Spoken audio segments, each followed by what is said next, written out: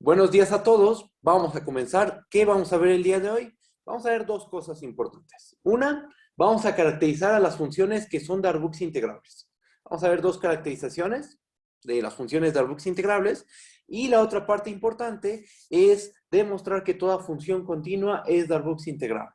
Para probar que toda continua es Darboux integrable, vamos a necesitar de algunos lemas. Entonces vamos a ver los lemas, los vamos a demostrar. Vamos a hacer algunos recordatorios de cálculo 3 y de clases pasadas. Vamos a recordar lo que es el diámetro, la norma de la partición, qué es la continuidad uniforme y bajo qué condiciones la continuidad uniforme es equivalente a la continuidad.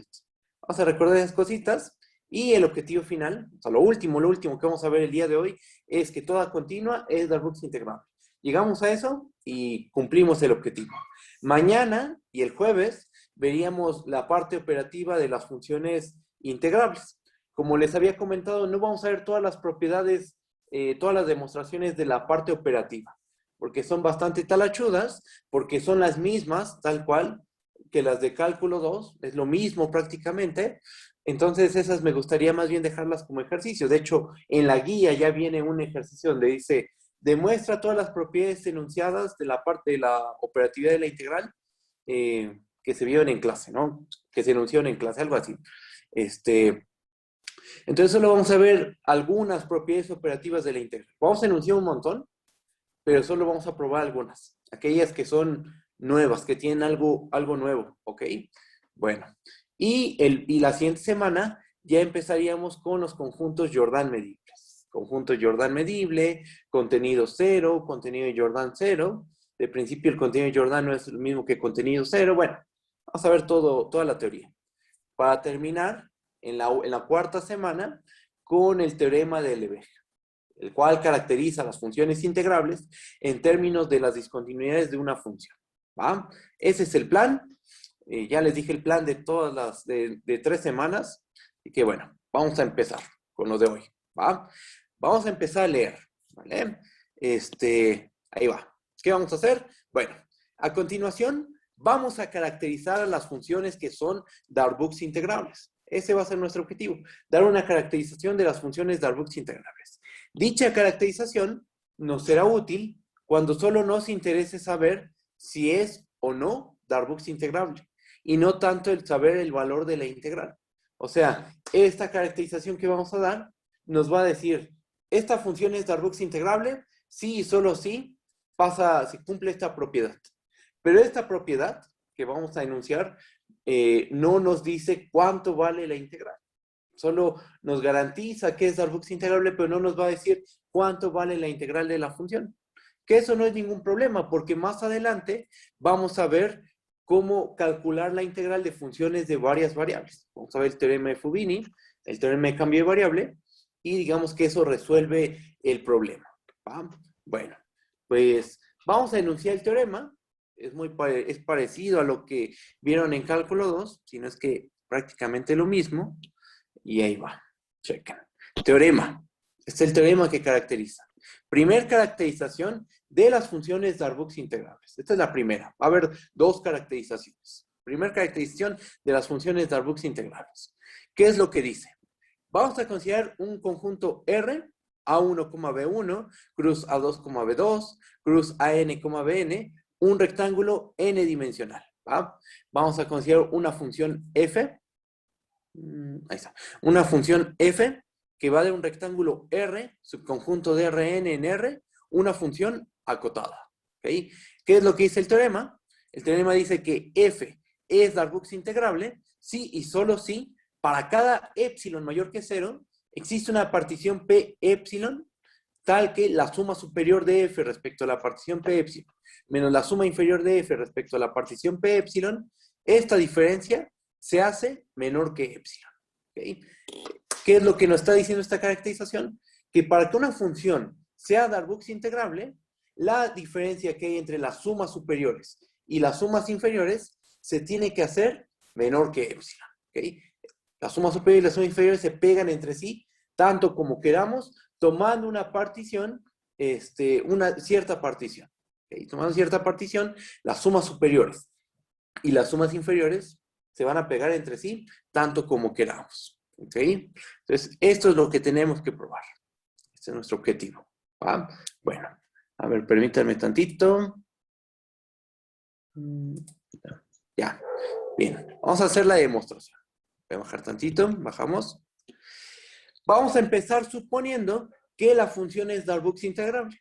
¿Y qué tenemos que probar? Vamos a empezar suponiendo que la f es una función Darboux integrable.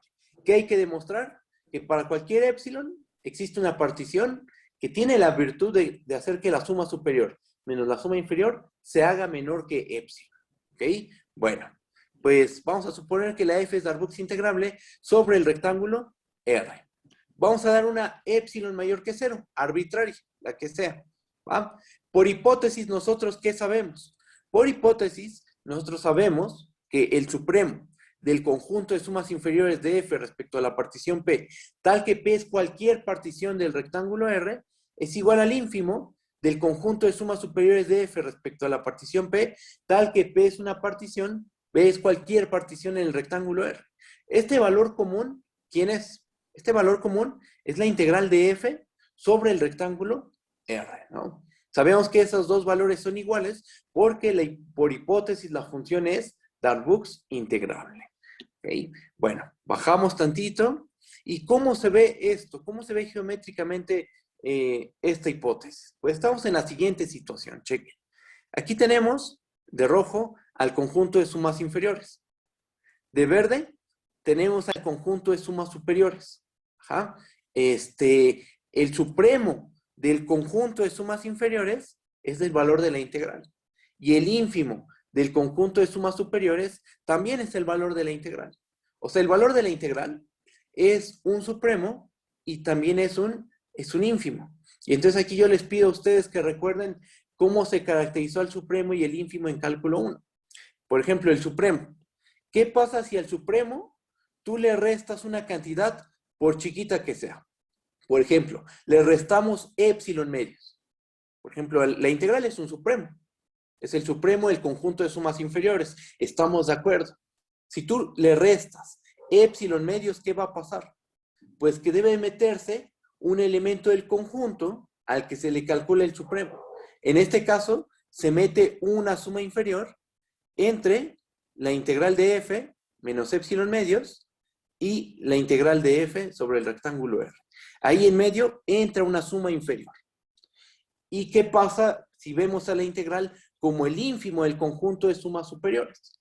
Pues el ínfimo, si tú le sumas una cantidad chiquitita, por pequeña que sea esa cantidad, debe meterse un elemento del conjunto entre esa cantidad que sumaste y el ínfimo.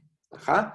En nuestro caso, debe meterse una suma superior entre la integral de f sobre el rectángulo R y la integral de f sobre el rectángulo R más epsilon medios. Entonces, esto es lo que vamos a hacer. Vamos a usar el hecho de que la integral se puede ver como el ínfimo del conjunto de sumas superiores o como el supremo del conjunto de sumas inferiores. ¿Va? Esto fue, bueno, una interpretación gráfica. Pasamos a la parte formal. Cualquier duda que haya, por favor, díganme. Lo que sea, díganme, ¿va? Bajamos y empezamos con la parte formal. Aquí está. Por definición de ínfimo, ¿nosotros qué sabemos? Por definición de ínfimo, nosotros sabemos que debe existir una partición P1 epsilon tal que la integral de f perdón, aquí es de supremo. Aquí me confundí, aquí es supremo. Supremo. Y aquí sí es ínfimo.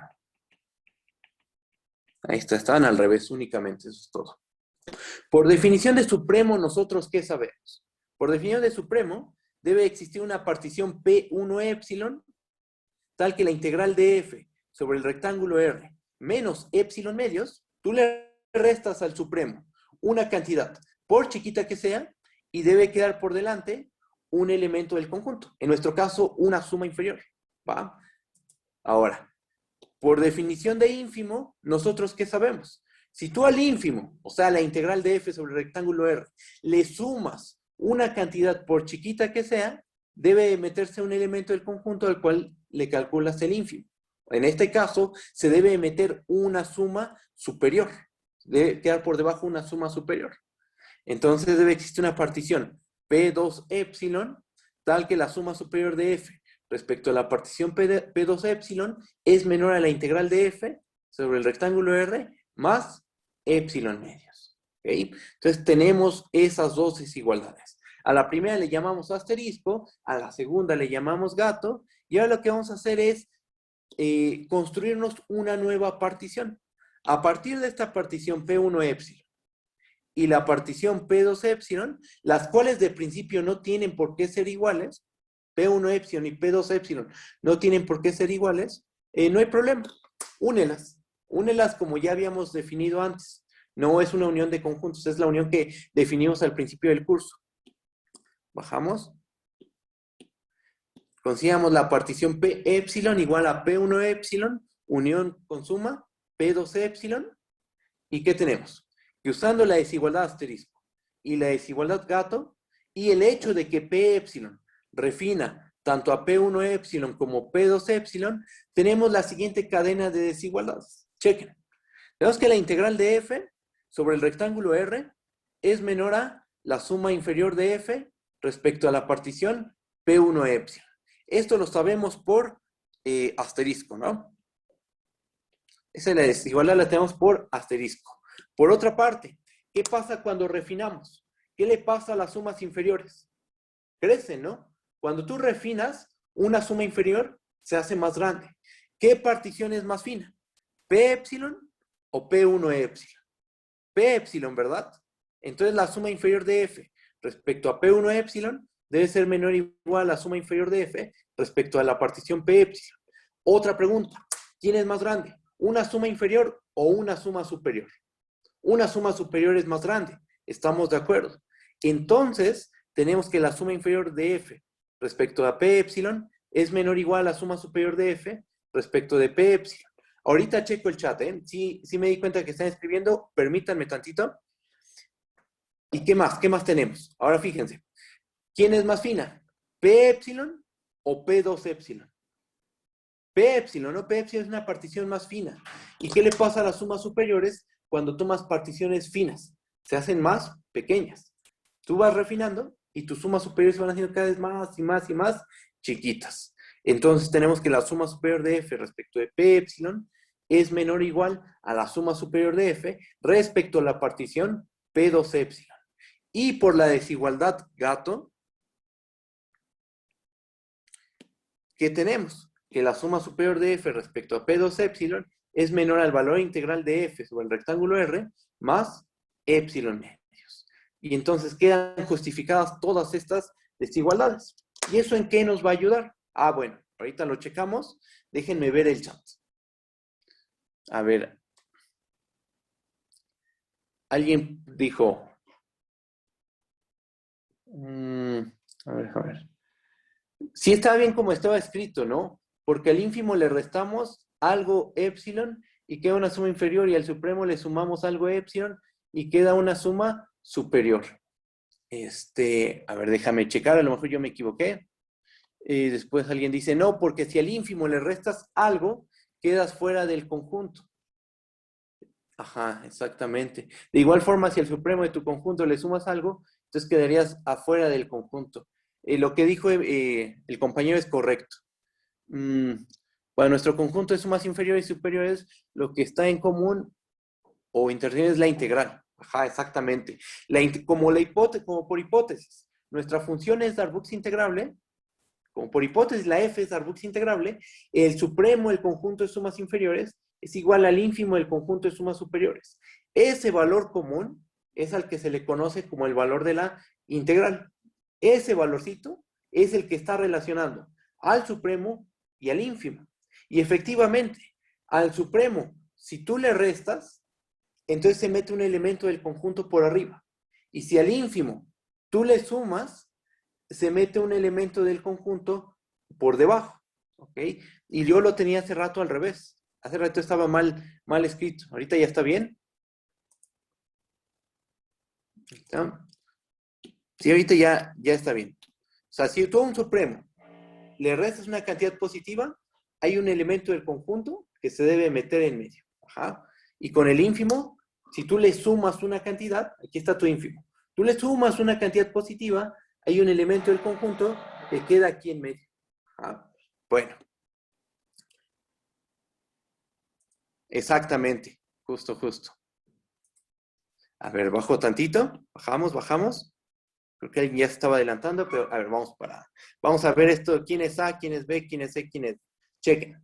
Entonces tenemos esta cadena de desigualdades. ¿Va?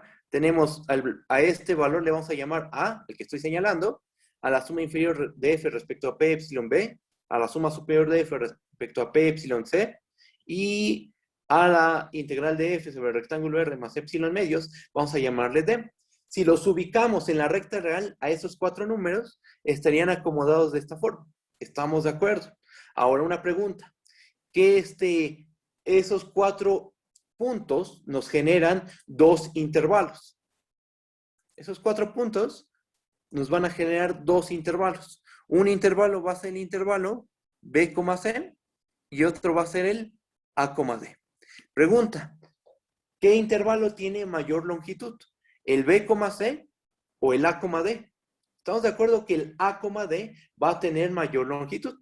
¿Y eso algebraicamente en qué se traduce? En que D menos A es mayor o igual a C menos B. ¿Estamos de acuerdo? Sí está bien. ¿Hay dudas? Y sustituyendo, ¿qué es lo que obtendríamos? Sustituimos y ¿qué nos dice esa desigualdad? Sustituimos y nos queda que la suma superior, que me admitía gente, ahí está. Ya. Nos queda que la suma superior de F respecto a la partición P epsilon menos la suma inferior de F respecto a la partición P epsilon, que esto sería C menos B, ¿estamos de acuerdo? Es menor o igual a la integral de F sobre el rectángulo R más epsilon medios, menos la integral de F sobre el rectángulo R menos epsilon medios. Lo del lado derecho sería D menos A. D menos A se puede simplificar, ¿estamos de acuerdo? Por ejemplo, aquí aparece la integral de F sobre R menos la integral de F sobre R. Se cancelan. ¿Qué nos termina quedando? Nos termina quedando únicamente epsilon. ¿Ok? Y entonces, ¿qué tenemos? Tenemos que la suma superior de F respecto de P epsilon menos la suma inferior de F respecto de P epsilon se hace menor que epsilon. ¿Ok? Y luego, pues ya acabamos. Ya se acabó. ¿Por qué? Porque la epsilon se dio de manera arbitraria. Fue cualquier número positivo epsilon. Dimos un número positivo epsilon arbitrario. ¿Y qué probamos? Que existe una partición P epsilon con la propiedad de que la suma superior menos la suma inferior es menor que epsilon. ¿Bajo qué supuesto? Bajo el supuesto de que la F es Darboux integrable. Bajo el supuesto de que la F es Darboux integrable, probamos que para toda epsilon existe una partición P epsilon tal que la suma superior de F respecto a la partición P epsilon menos la suma inferior de F respecto a la partición P epsilon se hace menor que epsilon. ¿Ok? A ver, déjenme admitir a gente. Yo ahí me confundí. Desde aquí es un menor estricto, ¿eh? Alguien preguntó que por qué cambié el menor igual. El detalle está aquí. Es un menor estricto aquí, ¿va? ¿Por qué es un menor estricto? ¿Por qué estoy tan seguro que es menor estricto? Porque en asterisco y en gato tenemos menores estrictos, ¿ok? En asterisco y en gato tenemos menores estrictos y se puede probar que C menos B es menor a D menos A. Aquí lo vimos geométricamente, estamos de acuerdo. No hicimos digamos, la pruebita formal de que C menos B es menor a D menos A, pero es algo que yo sé que ustedes pueden hacer. Es una propiedad de los números reales que ustedes que pueden probar fácilmente, ¿va? Esto ni siquiera tiene que ver con integrales ni nada así. O sea, tienes 4 números ordenados de esta manera y siempre va a cumplirse esta desigualdad, ¿va? Y geométricamente pues se ve así, ¿no? ¿Sí está bien? ¿Hay alguna duda? Déjenme checo el chat rápidamente. Voy. A ver. Ajá, el menor estricto se cambió más bien siempre ha sido menor estricto. Aquí yo me confundí en esta desigualdad. C menos B es menor estricto a D menos A. Ajá. Eso es lo que tenemos. Así dice la desigualdad. ¿Okay? Después, alguien pregunta por las desigualdades de los extremos. Exactamente. Las desigualdades de los extremos, que es asterisco y gato, nos garantizan que es un menor estricto. Y alguien más dice, profe, ¿podría explicarme de nuevo lo último? Claro que sí, vamos a explicar de nuevo lo último. Por lo último, supongo que es esto, ¿no? Esta parte que estoy señalando. Ok, mira, checa. ¿Quién es C menos B? ¿Quién es C menos B? C menos B es la suma superior de F respecto a la partición P epsilon menos la suma inferior de F respecto a la partición P epsilon. ¿Estamos de acuerdo con eso? Bueno. ¿Quién es D menos A? D menos A es, D, ¿quién es? Es la integral de F sobre el rectángulo R más epsilon medios. Ese es D. Ajá. ¿Quién es A? A es la integral de F sobre el rectángulo R menos epsilon medios. Pero todo esto con un signo menos, porque tenemos que calcular a D menos A. Ahora, ¿cómo simplificamos? Pues este menos lo distribuimos en esta suma, ¿y qué nos termina quedando? Menos la integral de F más epsilon medios. Aquí vamos a tener menos la integral de F y acá tenemos la integral de F sobre el rectángulo R. Lo estoy señalando todo, ¿eh? Tenemos la integral de F menos la integral de F, pues se nos van a cancelar las integrales. Aquí tenemos menos epsilon medios, 2 veces epsilon medios, 2 veces menos epsilon medios, es epsilon medios, más el epsilon medios que está sumando, nos queda únicamente epsilon. Ajá. Y otra cosa más, aquí otra vez hay un detallito, aquí no es un menor igual, es un menor estricto. Este es un menor estricto, el que estoy señalando. Consecuencia de esta desigualdad. ¿Ok? Y entonces, al final, ¿qué nos queda?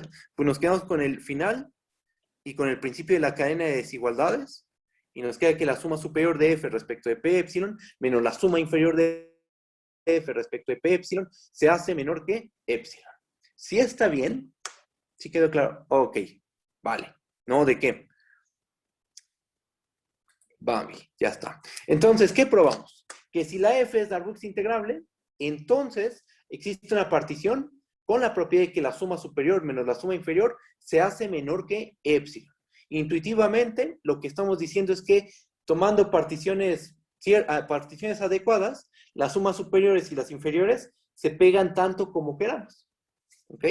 Bueno, entonces ya está una implicación. Va la otra implicación. Bajamos. Si hay dudas, díganme, por favor. La duda que sea, me la pueden decir. ¿Va? Bueno, ¿ahora qué vamos a suponer? Ahora vamos a suponer que existe una partición P epsilon en el conjunto de particiones del rectángulo R, tal que la suma superior de F respecto a la partición P epsilon menos la suma inferior de F respecto a la partición P epsilon se hace menor que epsilon. Esto lo estamos suponiendo. ¿Qué tenemos que probar? Tenemos que probar que la función f es una función Darboux integrable en el rectángulo R. Ese es el objetivo. Vamos a nombrar las cosas de manera adecuada. Para no cargar con mucha notación, para no estar escribiendo el supremo del conjunto de sumas inferiores y el ínfimo del conjunto de sumas superiores, vamos a ponerles nombres. ¿Va? Vamos a llamar a alfa, sea alfa igual al supremo del conjunto de sumas inferiores. Y beta, el ínfimo del conjunto de las sumas superiores. ¿Nosotros qué sabemos? Nosotros ya sabemos que siendo integrable o no integrable, sin importar cómo sea la función, siempre el supremo del conjunto de sumas inferiores es menor o igual al ínfimo del conjunto de sumas superiores. Con nuestra nueva notación, pues alfa es menor o igual que beta. ¿Estamos de acuerdo? Y a esa desigualdad vamos a llamarle gato. ¿Ok? Bueno, vamos a dar una epsilon arbitraria. Da un número positivo el que quieras. ¿Nosotros qué sabemos por hipótesis? Por hipótesis, sabemos que existe una partición P epsilon con la propiedad de que la suma superior de F respecto a la partición P epsilon menos la suma inferior de F respecto a la partición P epsilon es menor que epsilon. ¿Ok? Y a esa desigualdad vamos a llamarle asterisco. ¿Va? Bueno, ¿qué tenemos? Chequen. Tenemos que la suma inferior de F respecto a la partición P epsilon, ¿estamos de acuerdo que debe ser menor o igual que alfa? Alfa, recuerden que es el supremo del conjunto de sumas inferiores. Entonces, es un supremo. Entonces, el supremo le gana a todos los elementos del conjunto, queda por encima de todos los elementos del conjunto. En particular, va a quedar por encima de la suma inferior de F respecto a la partición P épsilon. ¿Sí está bien eso? Otra cosa más. Alfa es menor o igual que beta por gato. Ajá. ¿Y qué más? Beta, ¿cómo es? Beta, ¿quién es? Beta es el ínfimo del conjunto de todas las sumas superiores. El ínfimo siempre queda por debajo de todos los elementos del conjunto. En particular, el ínfimo va a quedar por debajo, en nuestro caso va a quedar por debajo de la suma superior de F respecto a la partición P épsilon. ¿Sí está bien? ¿Sí está bien eso? Sí, ¿no? Está bien. Ahora, lo mismo que hicimos hace rato. Tenemos 4 números en este orden. ¿Quién es más grande? ¿Beta menos alfa? ¿O la suma superior de F respecto a la partición P epsilon menos la suma inferior de F respecto a la partición P epsilon? Los tenemos 3 ordenados. Así, los 4 números, un número, después el otro, en ese orden. Bueno, en este caso la suma inferior, menor o igual a alfa, menor o igual a beta, menor o igual a la suma superior. Tenemos ordenados de esa manera. ¿Quién es más grande? ¿La suma superior menos la suma inferior o beta menos alfa? Pues la suma superior menos la suma inferior. Solo que aquí sí es un menor o igual porque las desigualdades de arriba son menores o iguales, ¿no? Son solo menores o iguales. Y entonces, ¿qué tenemos? Tenemos que 0 es menor o igual a beta menos alfa por gato. Ajá. Tenemos que beta menos alfa es menor o igual a la suma superior de F respecto a P épsilon menos la suma inferior de F respecto de P épsilon. Y esa diferencia nosotros sabemos por asterisco que es menor que épsilon. ¿Ok? Entonces, ¿qué tenemos? A ver, permítanme tantito. Ok, ya está. Entonces, ¿qué tenemos? Tenemos que 0 es menor o igual a beta menos alfa menor que épsilon. ¿Eso qué? Uno podría decir, ¿eso en qué nos va a ayudar? Ah, es que ocurre que épsilon fue arbitrario. Y entonces, ¿qué es lo que probamos? Que para cualquier número positivo que tú des, la épsilon fue el número que sea. Fue cualquier número positivo. Y lo que probamos es que, sin importar quién sea ese número positivo, épsilon, siempre beta menos alfa es menor que épsilon. Siempre beta menos alfa resulta ser menor que épsilon. Epsilon fue arbitrario. ¿Eso qué implica? Eso implica que beta menos alfa debe de ser igual a 0. O dicho de otra forma, beta debe ser igual a alfa. Esto último es una propiedad de un resultado de cálculo 1, que dice que si tú tienes un número A mayor o igual que 0, tal que para todo épsilon mayor que 0, A es menor a épsilon, entonces A tiene que ser forzosamente 0. Eso es lo que ocupamos ahí.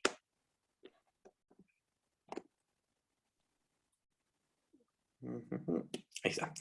Dimos un número positivo, epsilon por chiquito que sea, siempre vimos que beta menos alfa es menor que epsilon. Como epsilon fue arbitrario, pues beta menos alfa debe ser igual a 0, o dicho de otra forma, beta debe ser igual a alfa, y se acabó. ¿Okay? Pero ¿quién era beta? ¿Quién era alfa? ¿Quién era beta? ¿Quién era alfa? Beta era el ínfimo del conjunto de sumas superiores, y alfa era el supremo del conjunto de sumas inferiores. Y acabamos de probar que el supremo del conjunto de sumas inferiores es igual al ínfimo del conjunto de sumas superiores. Y por definición eso quiere decir que la F es Darboux integrable sobre el rectángulo R. Se acaba la prueba. Déjenme checar el chat y cualquier duda que tenga, díganme, por favor, ¿va? Alguien preguntó, disculpe, ¿por qué sabemos que gato es cierto? Gato es cierto, ya lo probamos hace varias clases, lo probamos, si no me equivoco, en la segunda clase, probamos que alfa es menor o igual a beta, que el supremo del conjunto de sumas inferiores es menor o igual al ínfimo del conjunto de sumas superiores. Ya se probó en clases pasadas eso. Yo no entendí el penúltimo renglón. ¿Podría repetirlo? Claro que sí. Vamos a repetir el penúltimo renglón. Chequen. ¿Qué sabemos? Dada la épsilon, no, acá, penúltimo renglón. Tenemos que la suma inferior de F respecto de P épsilon es menor o igual a alfa, es menor o igual a beta, y es menor o igual a la suma superior de F respecto a la partición P épsilon. ¿Ok? Tenemos esas 3 desigualdades. Tenemos esos 4 números ordenados de esta manera. Aquí voy a hacer un dibujo. Fíjense. ¿Alguien tiene el audio encendido? ¿Podría apagarlo, por favor? No sé quién es. encendido el audio. Puedo apagar. Ok, ya quedó. A ver, va. Miren, chequen. A ver, déjenme ver. Permítanme tantito.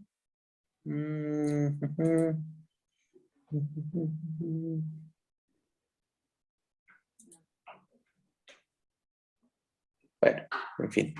A ver. Entonces, ¿qué tenemos? Ah, ya vi cuál. Está, ya, listo. A ver, ya quedó. Miren, chequen. Tenemos esta situación. Tenemos 4 números. La suma inferior, alfa, beta y la suma superior.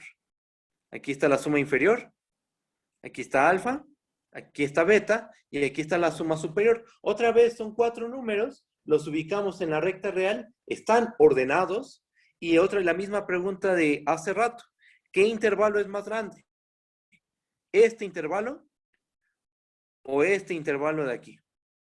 ¿El chiquito o cuál es más? ¿Qué intervalo tiene mayor longitud? Pues el pequeño, ¿no? El que tiene menor longitud es el pequeño. Pero los extremos correspondientes a ese intervalo, ¿cuáles son? Son alfa y beta. Y los del intervalo grande son la suma inferior y la suma superior. ¿Ok? Entonces está aplicando el mismo argumento de hace rato. Solo que el único detallito es que aquí son menores o iguales. Hace rato eran menores estrictos. Entonces, por lo cual, ¿esto en qué afecta? Pues que aquí vamos a tener puros menores o iguales, ¿va? Puros menores iguales. A ver, déjenme checar el chat. Ya quedó, creo. Alguien me dice, profe, yo creo que nunca entendí cómo se argumentaba u operaba esa desigualdad de manera que resulte epsilon mayor a el supremo menos el ínfimo menos b menos a mayor a igual a 0.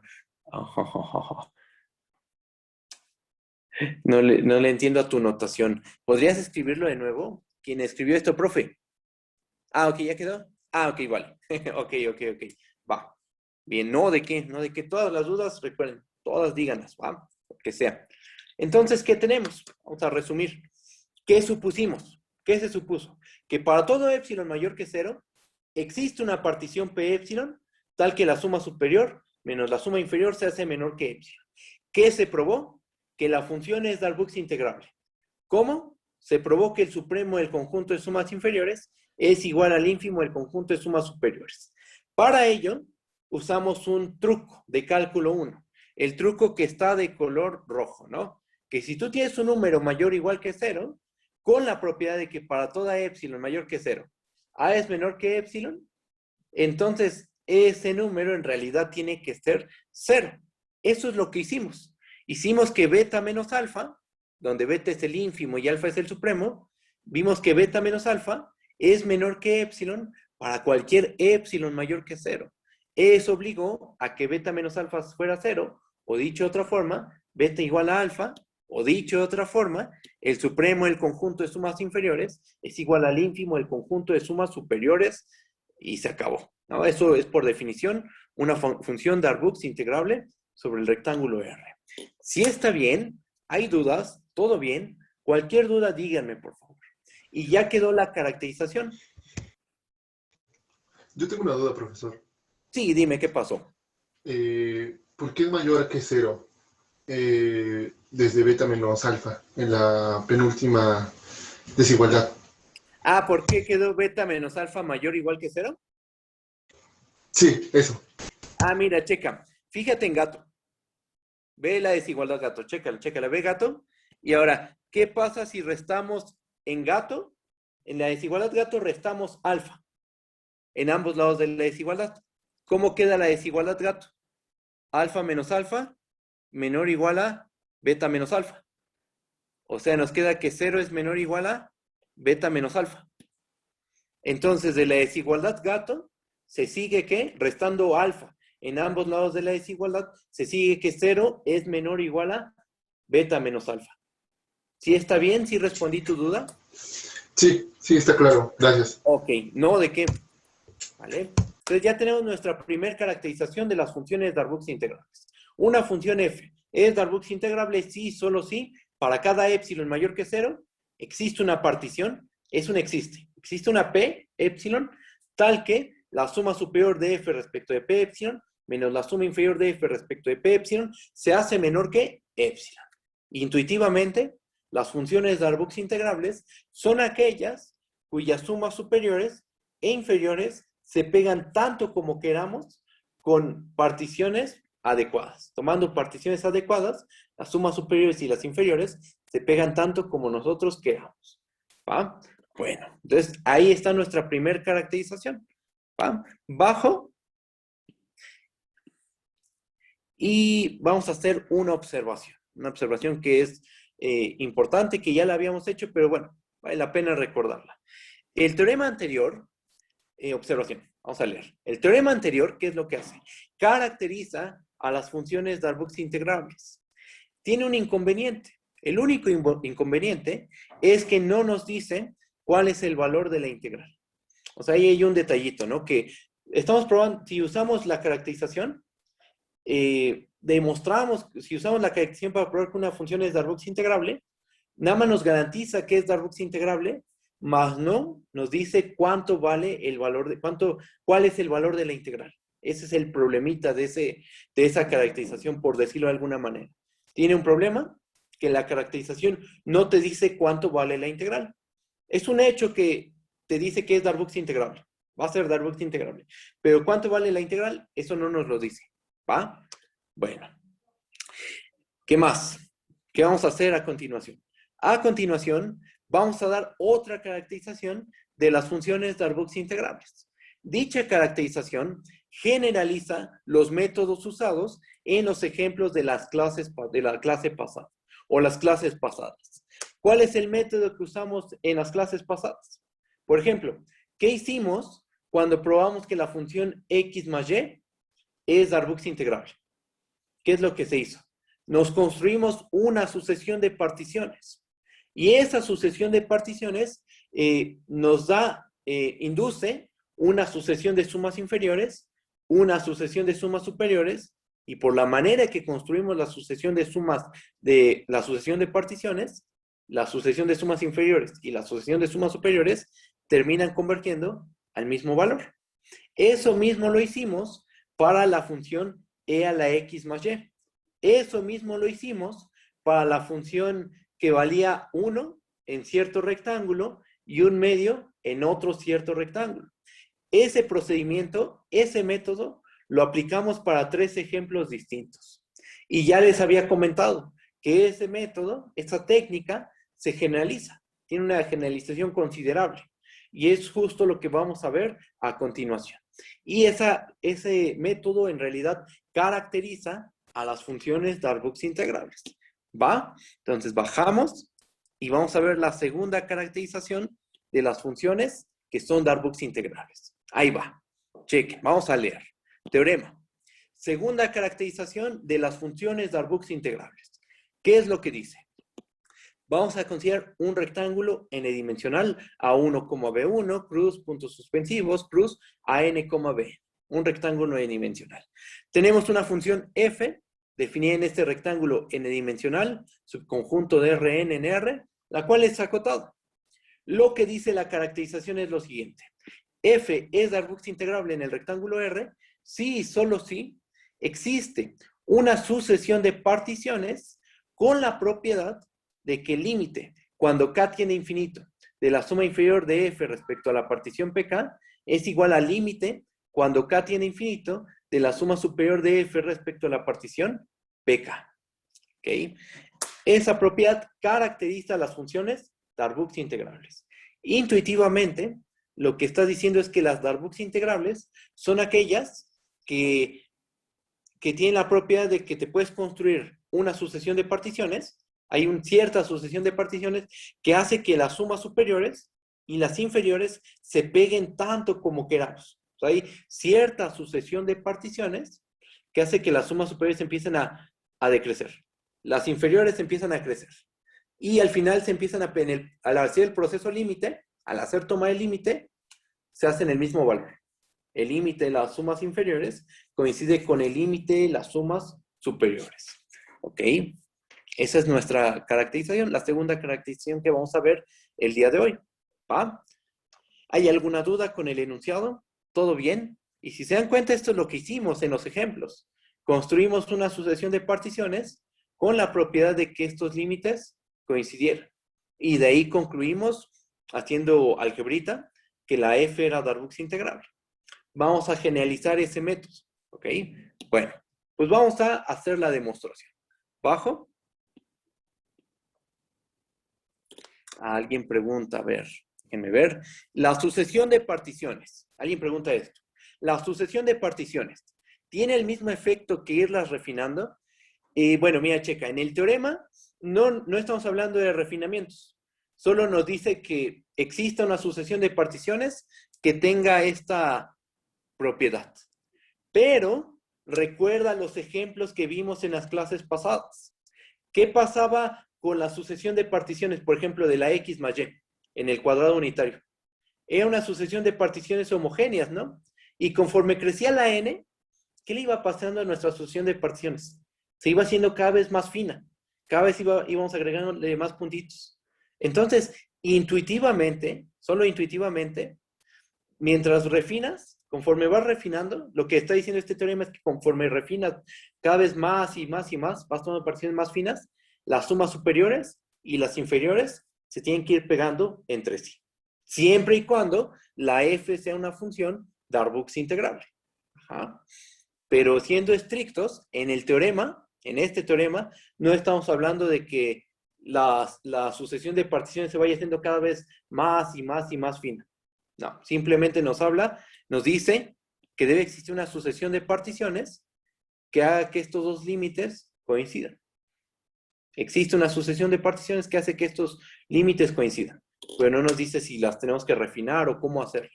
No nos indica cómo hay que hacerlo, ¿va? Bueno, vamos a empezar.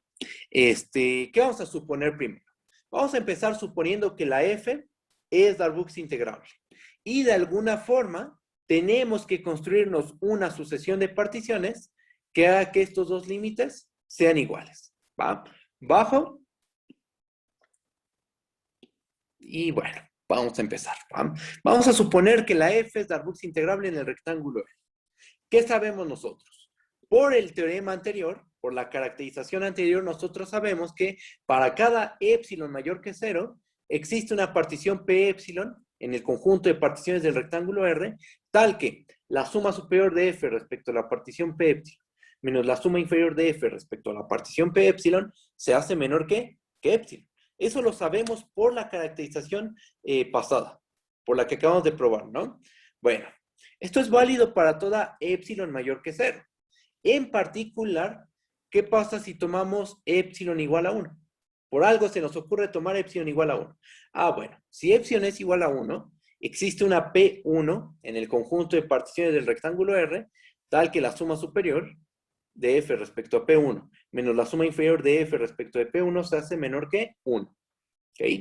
Eso con épsilon igual a 1. Ahora, con épsilon igual a 1 medio, ¿qué va a pasar? Pues que existe una partición P2 en el conjunto de particiones del rectángulo R, tal que, ¿qué? Tal que la suma superior de F respecto a la partición P2 menos la suma inferior de F respecto a la partición P2 se hace menor que 1 medio. Ahora se hizo más chiquita.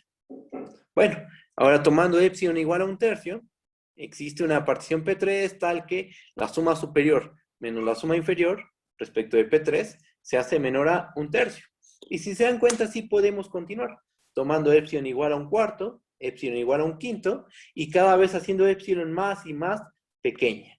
En general, para cada K natural, si tomamos épsilon igual a 1 entre K, existe un PK que pertenece al conjunto de particiones del rectángulo R, tal que la suma superior de F respecto a la partición PK menos la suma inferior de F respecto a la partición PK se hace menor que 1 entre K. Y esto lo podemos hacer para cada K natural. ¿Ok? Para K igual a 1, Profesor, para K igual a 2. ¿Alguien habló? Perdón. sí, entonces, más que estamos proponiendo una sucesión de épsilons y eso nos induce la sucesión de particiones. Exactamente, exacto, justo lo que dijiste, eso que dijiste es correcto. Esto lo estamos haciendo, esto lo podemos hacer por el teorema anterior, por la caracterización anterior que nos dice que Si tú tienes una Darboux integrable, para toda epsilon existe una P epsilon, tal que la suma superior menos la suma inferior se hace menor que epsilon. Justo en esa frase de para toda epsilon existe P epsilon, esa frasecita es justo lo que tú dijiste. Das una epsilon igual a 1, existe una partición P1. Das epsilon igual a 1 medio, por el teoremita existe una partición P2. Y eso es lo que estamos haciendo. Por cada epsilon estamos dando una partición, pero no para todos los números positivos, sino para todos los números de la forma 1 entre K, con K natural, ¿va? Y este proceso nos induce la sucesión de particiones, ¿vale? ¿Hay alguna otra duda? ¿Todo bien? Cualquier duda díganme, ¿eh? Lo que sea me dicen, ¿va? Que me cheque el chat. Ok, vale. Entonces, si continuamos con este proceso, ¿qué tenemos?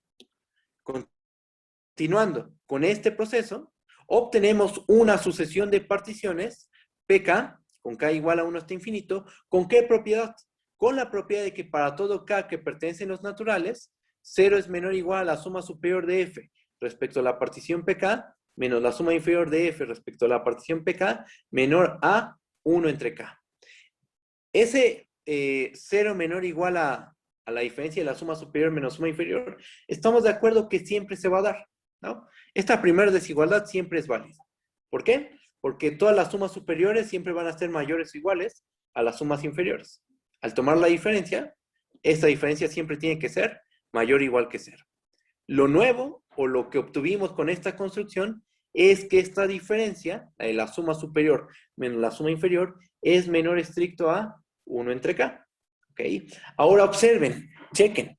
Vamos a aplicar teorema del sándwich. ¿Cómo se aplica teorema del sándwich? Necesitas 3 sucesiones. Las sucesiones de los extremos deben de converger al mismo valor. Y el teorema del sándwich nos garantiza que la del medio también debe converger a ese valor común. Ajá. Fíjense que aquí tenemos 3 sucesiones. La sucesión constante 0, la sucesión suma superior de F respecto de PK menos suma inferior de F respecto de PK, esa es otra sucesión, y la sucesión 1 entre K. Ajá. Las sucesiones de los extremos, la constante 0 y la 1 entre K, convergen al mismo valor, convergen a 0 cuando K tiende a infinito. Entonces, por teorema del sándwich, bajo tantito, aplicando el teorema del sándwich, ¿qué tenemos? Que el límite cuando K tiene infinito de la suma superior de F respecto a la partición PK menos la suma inferior de F respecto a la partición PK, esa diferencia, cuando K tiene infinito, se va a 0. ¿Ok? Entonces ya tenemos que la diferencia de la suma superior menos la suma inferior se va a 0. ¿Ok? Esto no prueba todavía que el límite cuando K tiene infinito de la suma superior sea igual al límite cuando K tiene infinito de la suma inferior. Ahorita lo que probamos es que esta diferencia, su límite, vale 0. Eso es lo único que tenemos hasta ahorita. ¿Ah? Bueno, pero vamos a llegar a lo que queremos. Con este límite, vamos a llegar a lo que nosotros queremos. ¿Va? Vamos a notar lo siguiente. Notemos que, y chequen, aquí vamos a hacer un montón de desigualdades. Notemos que la integral de F sobre el rectángulo R, esta integral, estamos de acuerdo que es menor o igual a la suma superior de F respecto a la partición PK. Toda suma superior siempre es mayor o igual a la integral. Eso siempre va a pasar. Ahora, vamos a sumar un 0. Tenemos que la suma superior de F respecto a la partición PK es igual a la suma superior de F respecto a la partición PK menos la suma inferior de F respecto a la partición PK, más la suma inferior de F respecto a la partición PK. ¿Qué 0 sumamos? Menos la suma inferior más la suma inferior. Este es el 0 que estamos sumando. ¿Ok? Ahora, vamos a agrupar de esta forma, como indican los paréntesis. Agrupamos de esta manera y fíjense en el último sumando, en la suma inferior de F respecto a la partición PK. Este sumando, que lo voy a subrayar, estamos de acuerdo que es menor o igual a la integral de F sobre el rectángulo R. La integral siempre es mayor o igual a cualquier suma inferior. En particular, la suma inferior de F respecto de PK es menor o igual a la integral de F sobre el rectángulo R. Y entonces nos queda que todo esto es menor o igual a la suma superior de f respecto de pk menos la suma inferior de f respecto de pk más la integral de f sobre el rectángulo R. ¿Ok? Ahora, chequen. Otra vez vamos a aplicar teorema del sándwich. Con todo esto que tenemos, fíjense, tenemos que la integral de f sobre el rectángulo R es menor o igual a la suma superior de f respecto de pk, y esto a su vez es menor o igual a la suma superior de f respecto de pk, menos la suma inferior de f respecto de pk, más la integral de f sobre el rectángulo R. Otra vez, tenemos tres sucesiones. Las sucesiones de los extremos convergen al mismo valor. La del extremo izquierdo es la sucesión constante integral de f sobre el rectángulo R. Ese es un número real, estamos de acuerdo. Y lo puedo pensar como la sucesión constante. En el extremo derecho, ¿a quién tenemos? A la suma superior de f respecto de pk menos la suma inferior de f respecto de pk más la integral de f sobre el rectángulo R. Esa es nuestra otra sucesión. Esa sucesión a dónde converge, pues también converge la integral de f sobre el rectángulo R. Aplicamos teorema del sándwich y se concluye bajo que el límite, cuando k tiene infinito, de la suma superior de f respecto a la partición pk es igual a la integral de f sobre el rectángulo R. Ok, ya tenemos, con esto, ¿qué obtuvimos? Con esto obtenemos que el límite, cuando k tiene infinito, de la suma superior de f respecto a la partición pk es igual a la integral de f sobre el rectángulo R. Ok, ya tenemos algo, ya llegamos a que el límite de la suma superior es la integral. Ahora, ¿qué onda con el límite de la suma inferior? Pues vamos a deducirlo. Bajo tantito. Además, el límite cuando k tiene infinito de la suma inferior de f respecto de pk, eso lo vamos a escribir de una manera mañosa. Vamos a escribirlo como el límite cuando k tiene infinito de menos, y abro un paréntesis, la suma superior de f respecto de pk, menos la suma inferior de f respecto de pk, cierro el paréntesis, más la suma superior de f respecto de pk. ¿Estamos de acuerdo que ahí estoy sumando también un 0? Aquí se está sumando un 0 y eso sigue siendo la suma inferior de f respecto de pk. Pero así escritas las cosas, nosotros sabemos que el primer sumando, que es este tiende, ¿a dónde tiende este sumando? A 0. Cuando n tiene infinito, este se va a 0. Y este otro sumando, ¿a dónde tiende? Al valor de la integral de f sobre el rectángulo R, por lo que se hizo arribita. Esto de aquí. Ajá. Y entonces, ¿qué tenemos? Pues el límite de la suma es la suma de los límites. Y eso ya lo sabemos. Entonces tenemos que el límite cuando k tiene infinito, de la suma inferior de f respecto a la partición pk, converge a la integral de f sobre el rectángulo R. ¿Ok? Y luego, no, pues ya se acabó la prueba. Porque a partir del hecho, chequen lo que hicimos. A partir del supuesto de que la f es Darboux integrable sobre el rectángulo R, construimos una sucesión de particiones con la propiedad de que el límite, cuando k tiene infinito de la suma superior de f respecto de pk, es igual al límite cuando k tiene infinito de la suma inferior de f respecto a la partición pk. Y noten que de paso, como algo extra, probamos que ese valor común, ¿quién es? El valor de la integral. Es algo que está de más, por decirlo de alguna manera. Porque en el teorema, déjenme subir tantito, en el teorema no estamos exigiendo que este valor común sea el valor de la integral. Pero se infiere, o sea, después de probar, en medio de la prueba, se infiere que este valor común de estos límites debe de ser forzosamente el valor de nuestra integral. Ajá. Se infiere en la prueba que este valor común forzosamente tiene que ser el valor de la integral. ¿Va? Y acabamos. Una implicación. Bajo, bajo, bajo. Y aquí está la observación, justo lo que estoy diciendo aquí. Nota que también probamos que este valor común de los límites es la integral de f sobre el rectángulo R. ¿Ok? Entonces ya está.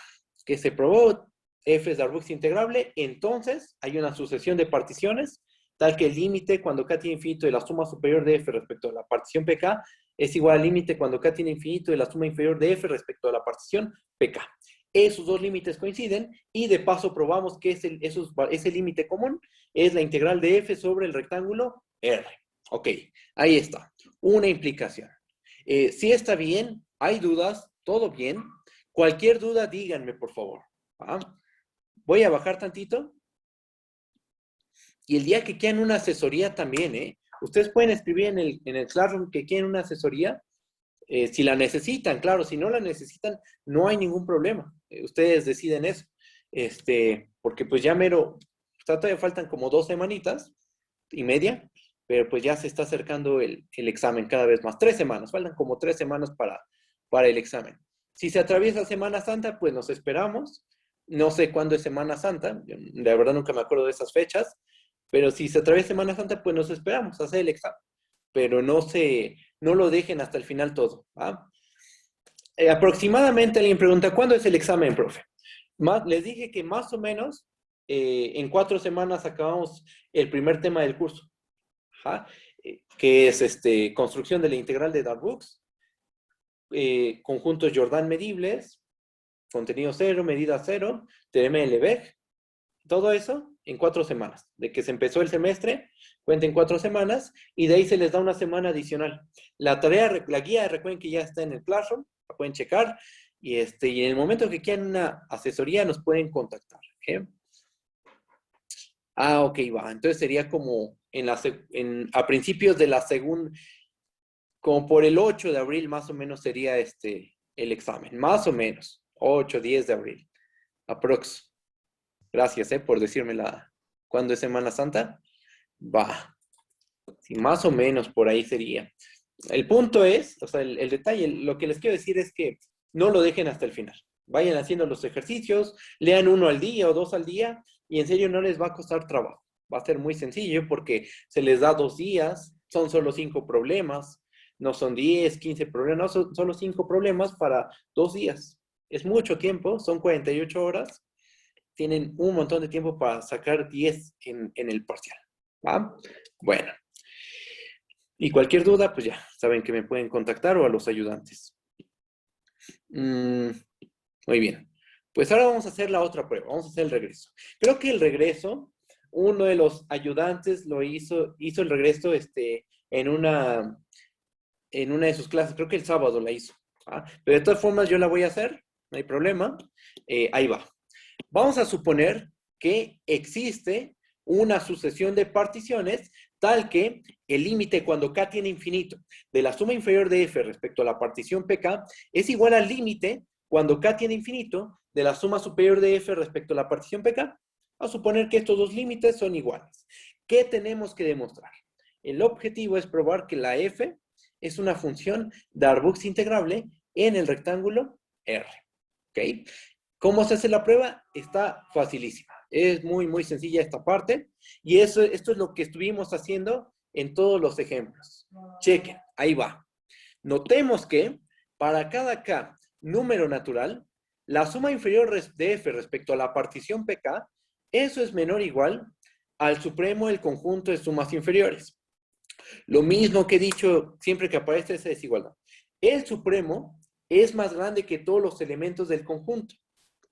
En particular, esta suma inferior es menor o igual al supremo. Ahora, el supremo del conjunto de sumas inferiores siempre es menor o igual al ínfimo del conjunto de sumas superiores. Ya lo sabemos nosotros, ya se probó hace tiempo. Y ahora, el ínfimo del conjunto de sumas superiores debe ser menor o igual a la suma superior de F respecto a la partición PK. ¿Por qué? Por lo mismo que hemos dicho siempre que aparece esa desigualdad. El ínfimo es más pequeño, queda por debajo de todos los elementos del conjunto, al que se le toma ínfimo. En particular, o en nuestro caso, la suma superior de F respecto de PK es un elemento del conjunto y por lo tanto debe ser mayor o igual al ínfimo del conjunto de sumas superiores de F respecto a P, donde P corre en el conjunto de particiones del rectángulo R. Tenemos estas cadenas de desigualdades, otra vez teorema del sándwich, 2 sucesiones en los extremos que convergen al mismo valor por hipótesis. Aquí está la hipótesis, ¿no? De que convergen al mismo valor. Entonces, lo de en medio debe de converger también al mismo valor. Nota que lo de en medio es constante. Es el supremo hay un supremo y hay un ínfimo. Son reales. Bueno, podríamos pensarlo como las sucesiones constantes. Ajá. Por teorema del sándwich, eso obliga a que estos dos valores deben de coincidir. ¿Okay? Estos dos valores terminan coincidiendo por teorema del sándwich, pero que estos dos valores coincidan, el supremo, el conjunto de sumas inferiores, y el ínfimo, el conjunto de sumas superiores, eso nos dice que la f debe de ser Darboux integrable sobre el rectángulo R. Y se acaba la prueba. Si está bien, hay dudas, todo bien.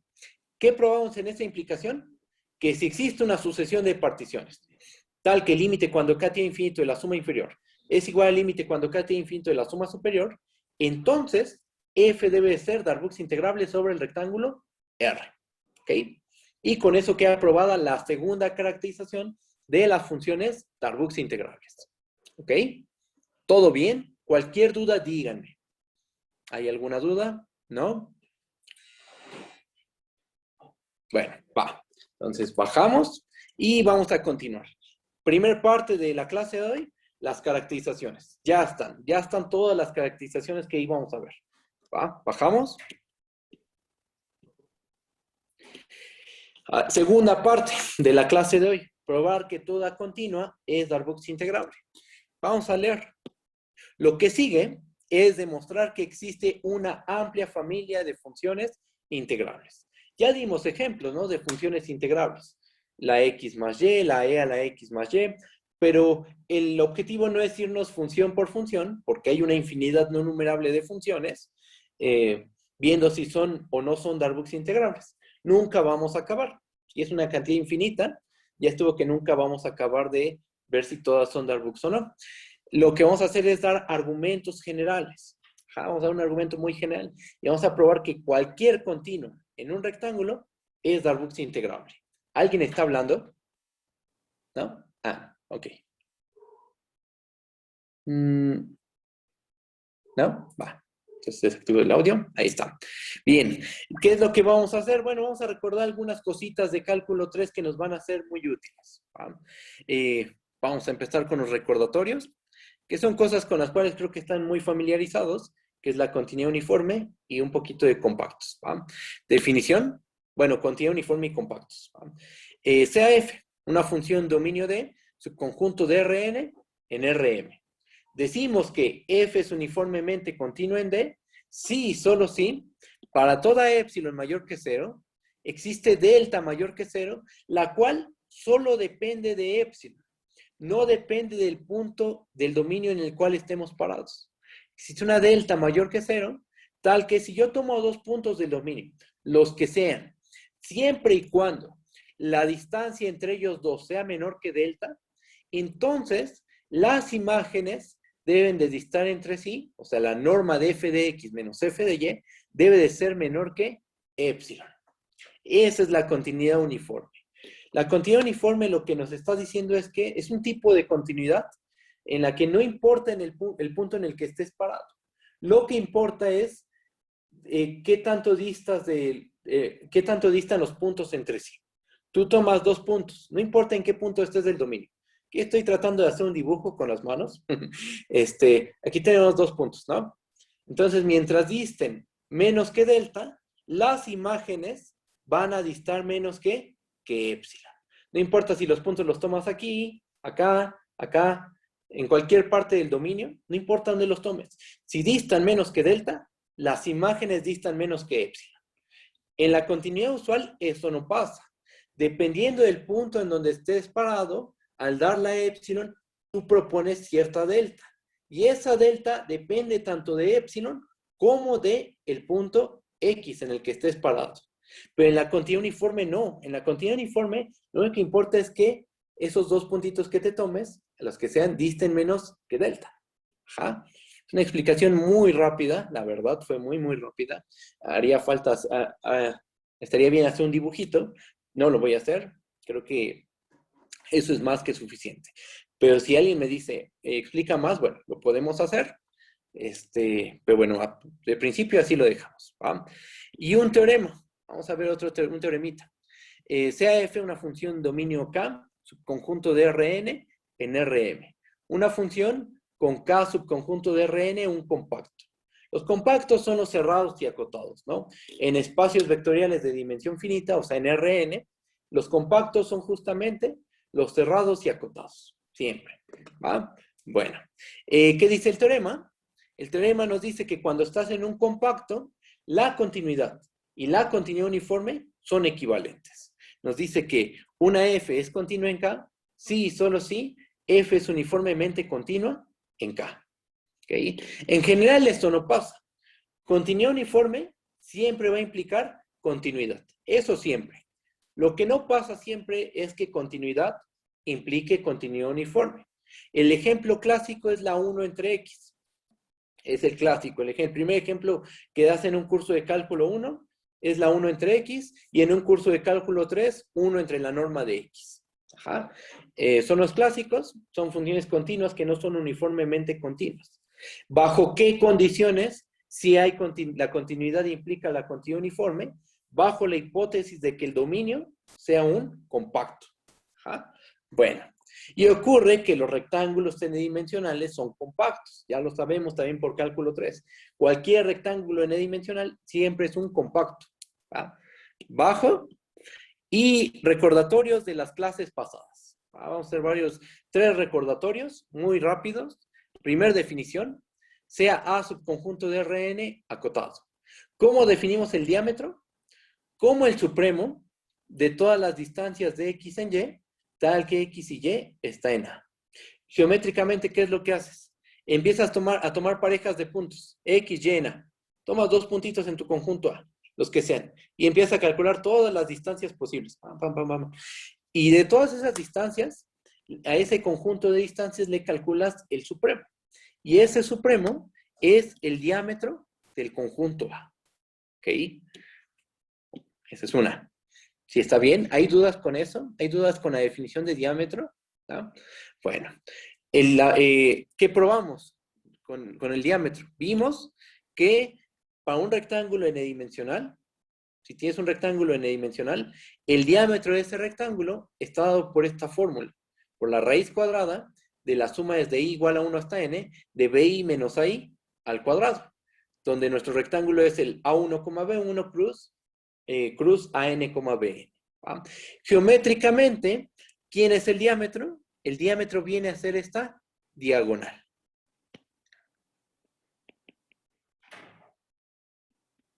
Ok, esa es otra. Bajo, esto también ya lo probamos en clases pasadas, y otra definición, que es la de la norma de la partición. Definición, consideremos un rectángulo n-dimensional. Tómate un rectángulo n-dimensional A1, B1, cruz A2, B2, cruz AN, BN. Sea P una partición de dicho rectángulo. Y sean R1, R2 hasta RK los subrectángulos inducidos por la partición P. Definimos la norma de la partición. ¿Cómo? ¿Cómo la definimos? Usamos esta notación, que no es, esta notación no nos está diciendo que estemos en un espacio vectorial.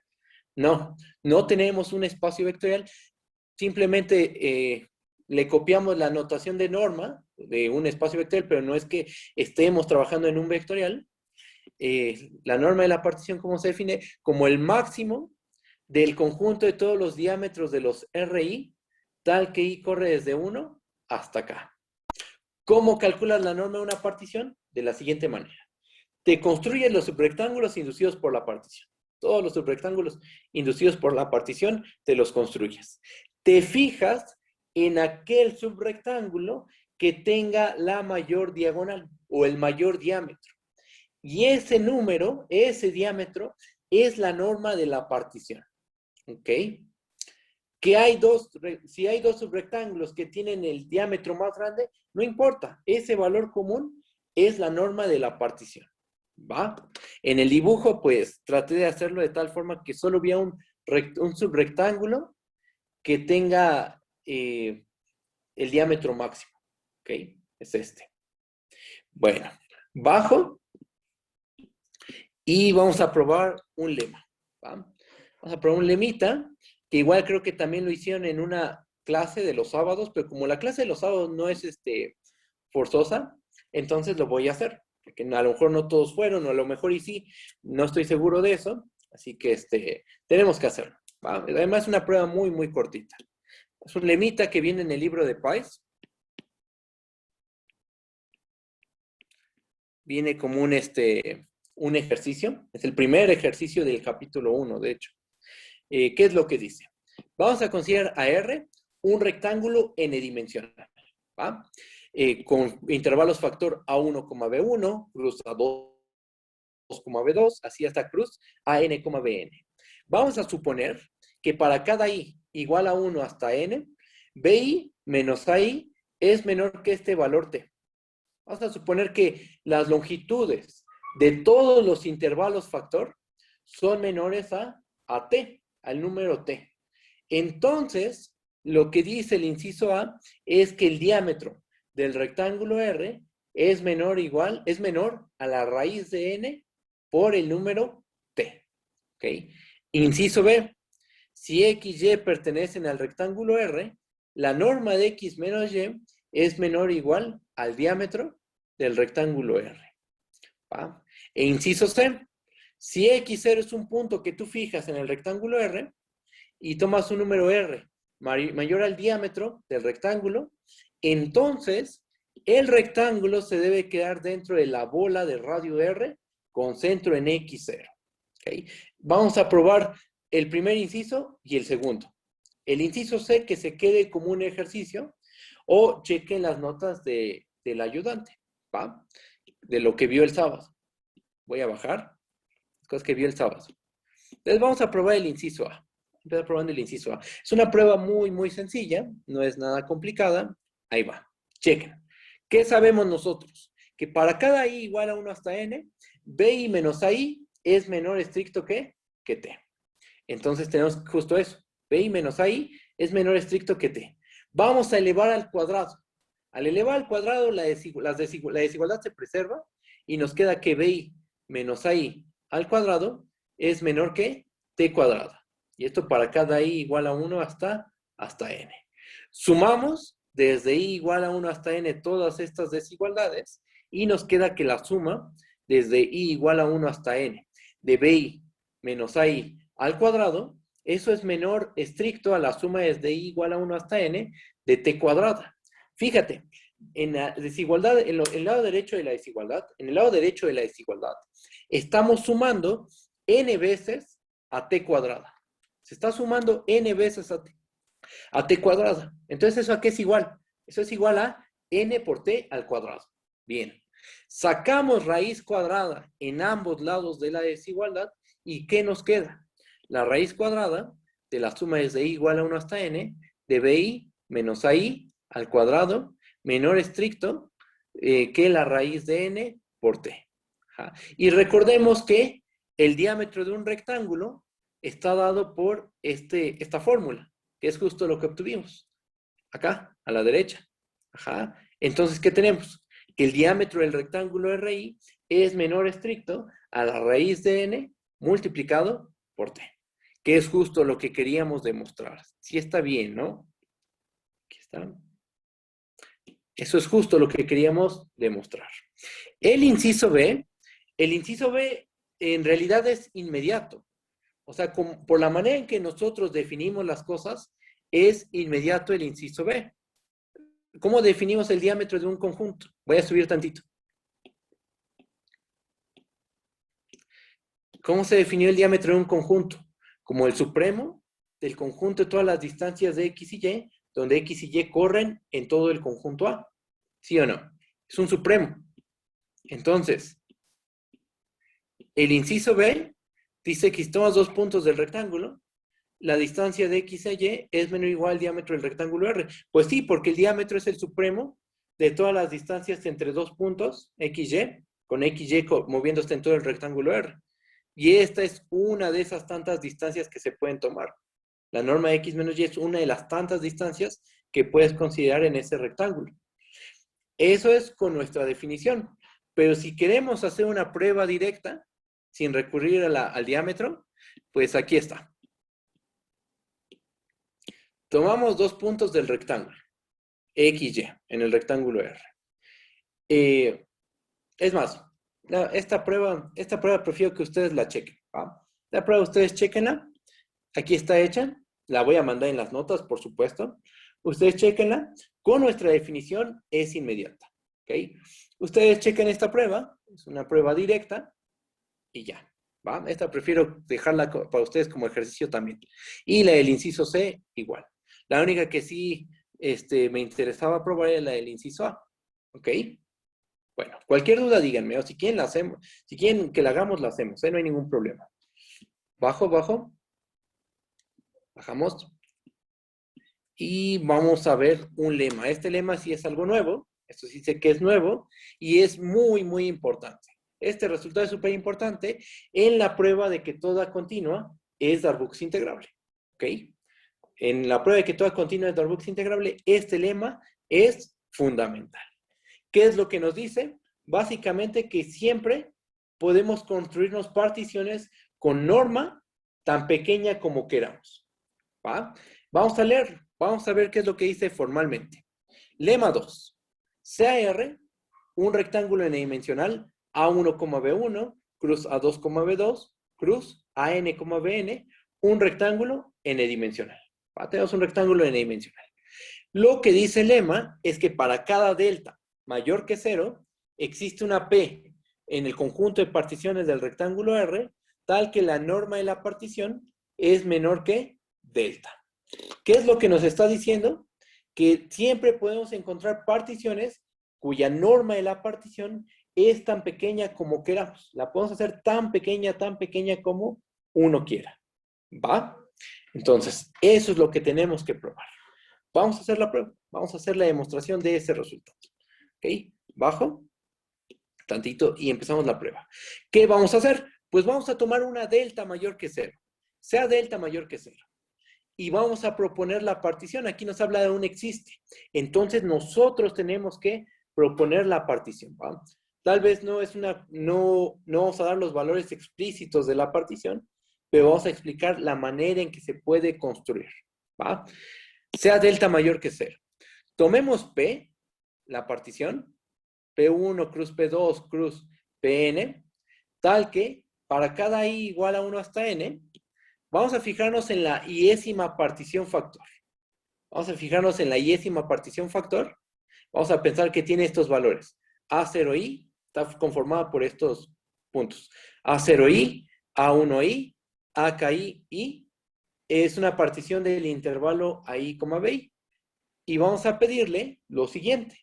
Que para cada J igual a 1 hasta KI, el valor absoluto de AJI menos AJ menos 1i sea menor a delta entre la raíz de n. ¿Eso qué nos está diciendo? ¿Eso cómo se ve gráficamente? Porque hay bastante notación, pero ocurre que esto se puede interpretar geométricamente. Chequen. Vamos a bajar tantito. Recuerden, una partición de un rectángulo n-dimensional se obtiene mediante el producto cartesiano de particiones de cada intervalo factor. Entonces lo que está diciendo esto es, fíjate en la iésima partición factor, en la PI. Fíjate en los puntos de esa partición. Vamos a pararnos aquí abajo. Fíjate en los puntos de esa partición. Lo que estamos pidiendo es que las longitudes de cada subintervalo inducido por la iésima partición sean menores a delta entre la raíz de n. Nosotros mañosamente, pues por razones algebraicas, estamos pidiendo que puntos consecutivos disten entre sí menos que delta entre raíz de n. Por ejemplo, podemos pensar que es el AJI menos 1. No, perdón. Es el AJ menos 1i. Y este es el AJI. Ajá. Entonces, estamos pidiendo que estos puntos consecutivos, su longitud sea menor a delta entre raíz de n. Después tomamos estos otros dos puntos consecutivos, déjenme lo señalo. Ahí está. Estos dos puntitos consecutivos. Y queremos que también tengan, disten menos que delta entre raíz de n. O sea, todos los puntos consecutivos de la partición factor deben de distar entre sí menos que delta entre raíz de n. Y eso de Eso debe de ocurrir, perdón, eso debe ocurrir para cada i igual a 1 hasta n. ¿Okay? O sea, para cada partición factor, la distancia entre puntos consecutivos debe de ser menor a delta entre raíz de n. ¿Eso por qué? ¿Eso en qué nos va a ayudar? Ah, por lo siguiente. Vamos a verlo primero geométricamente. Vamos a considerar el diésimo subrectángulo inducido por la partición. Consideremos el diésimo rectángulo inducido por la partición. Aquí está, del lado derecho de la pantalla. Aquí está el diésimo rectángulo inducido por la partición. ¿Cómo son sus factores? Sus intervalos factor que generan ese subrectángulo son de longitud menor a delta entre raíz de n. Este mide menos que delta entre raíz de n. Este intervalo factor mide menos que delta entre raíz de n. ¿Y eso qué? ¿Eso en qué nos ayuda? Ah, ocurre que por el lema anterior, voy a subir tantito. Por el lema 1, inciso A, nosotros ¿qué sabemos? Si las longitudes de cada intervalo factor son menores que t, que un valor t, entonces ¿qué pasa con el diámetro? El diámetro debe ser menor a raíz de n por t. En nuestro caso, ¿quién es la t? Voy a bajar tantito. En nuestro caso, la t viene a ser la delta entre raíz de n. ¿Ok? Bajo hasta acá. Y pasamos a la parte formal. Ahorita todo fue interpretado geométricamente. Vamos a la parte formal. Sean R1, R2, RK, los subrectángulos inducidos por la partición, con las condiciones que pedimos arriba, ¿no? Entonces, para cada i igual a 1 hasta acá, cada intervalo factor que conforma a RI, o sea, RI es un producto cartesiano de intervalos. Cada uno de esos intervalos tiene longitud menor a delta entre raíz de n. ¿Ok? Bueno, entonces vamos a aplicar el inciso A del lema anterior. Aplicando el lema anterior, inciso A, ¿qué obtenemos? Aplicando el inciso A del lema anterior, obtenemos que el diámetro del rectángulo RI es menor a raíz de n por t. ¿Quién es t en nuestro caso? Delta entre raíz de n. Y entonces nos queda que el diámetro de RI es menor a delta, y esto es válido para cada i igual a 1 hasta n. ¿Y entonces qué se tiene? Perdón, para cada i igual a 1 hasta acá. Ajá. Entonces, ¿qué tenemos? Que para cada i igual a 1 hasta acá, el diámetro de RI es menor que delta, y por la definición de la norma de la partición que tenemos, que la norma de la partición tiene que ser menor estricta que delta. Porque tú, fíjense lo que ocurrió. Consideraste todos los subrectángulos inducidos por la partición P. Todos los subrectángulos inducidos por la partición P. Y vimos que el diámetro de cada uno de esos rectángulos es menor que delta. La norma de la partición es el máximo de todos esos diámetros. Pero si todos esos diámetros miden menos que delta, el máximo pues también va a medir menos que delta. Y el máximo por definición es la norma de la partición. ¿Va? Entonces tenemos que la norma de la partición resultó ser menor que delta. ¿Cómo construimos esa partición? Vamos a repetir cómo se hizo la construcción. Consideramos una partición P, P1, cruz P2, cruz Pn, de tal forma, ¿cómo la construimos? Le pedimos a cada partición factor que sus puntos adyacentes, los puntos adyacentes de cada partición factor, disten entre sí menos que delta entre raíz de n. Es lo que se pidió. Se pidió que puntos adyacentes de cada partición factor disten entre sí menos que delta entre raíz de n. Usando el inciso A del lema anterior, se concluyó que el diámetro de cada subrectángulo inducido por la partición debe ser menor que delta. Y por lo tanto, la norma de la partición debe de ser menor que delta. ¿Ok? Y entonces, ¿qué se probó? Que para cualquier número positivo delta, por pequeño que sea, siempre existe una partición con la propiedad de que la norma de la partición se hace menor que delta. Ahí está la prueba. Si está bien, ¿hay dudas? ¿Todo bien? ¿Seguros? Cualquier duda, díganme, por favor. ¿Va? Voy a bajar Voy a bajar, voy a bajar, voy a bajar. Y el teorema, lo que queríamos probar, ¿no? Este es el resultado que queremos probar, que toda continua es Darboux integrable. Su prueba es de una página, así que yo digo que sí la acabamos en 20 minutitos, ¿va? Ahí va la prueba.